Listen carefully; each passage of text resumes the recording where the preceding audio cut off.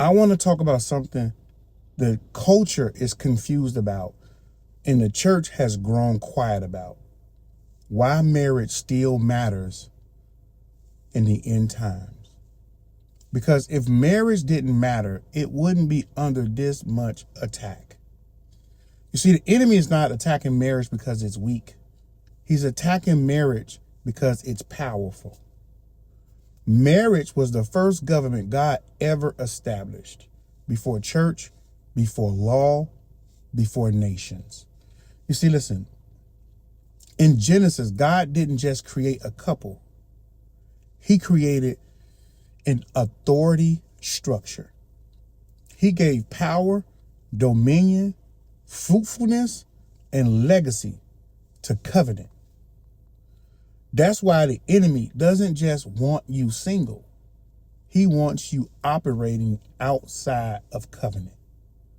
He wants you living married principles without married covering, sleeping together, building together, bonding together, acting married without covenant protection.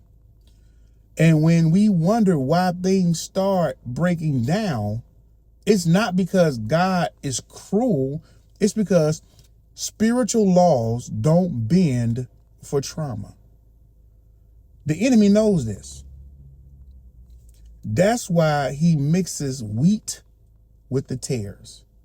Right truth, wrong timing. Right desire, wrong structure. He wants you choosing out of wounds instead of assignment. Calling chemistry confirmation. Calling attachment alignment. Calling trauma bonds soulmates. And this deception is part of the last days. You see, the Bible says people will be lovers of pleasure, lovers of self, without self-control, without covenant. So the question isn't, does marriage still matter? The question is, do we still understand what marriage is? So I want to give you 4 reasons why marriage still matters in these last days. Number 1, marriage is the first government.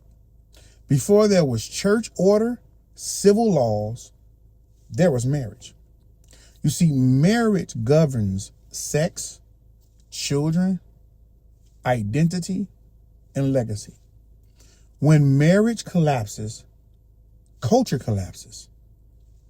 That's why attacking marriage destabilizes everything downstream.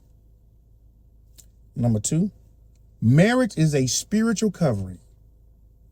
Covenant provides protection. Outside of covenant, you're still activating spiritual principles. Just without covering. Sex bonds, sex transfers, sex opens doors. Doing married things without marriage doesn't make you free. It makes you vulnerable. Number 3, marriage is a weapon against disorder. You see, God designed marriage to stabilize desire, to regulate intimacy, and to produce fruit. The enemy thrives in chaos, but covenant creates order.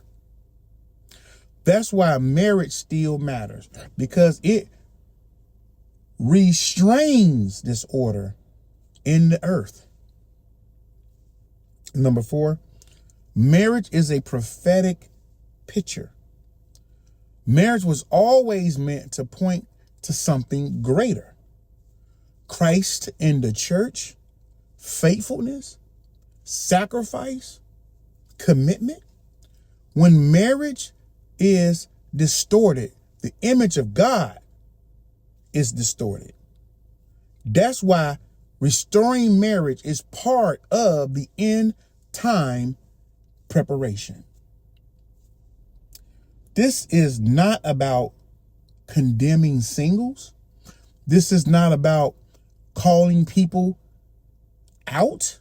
This is about calling people into clarity. Marriage is still worth fighting for. It's still worth preparing for. It's still worth honoring. Because marriage isn't outdated. It's appointed. And in the end times, covenant will matter more than ever.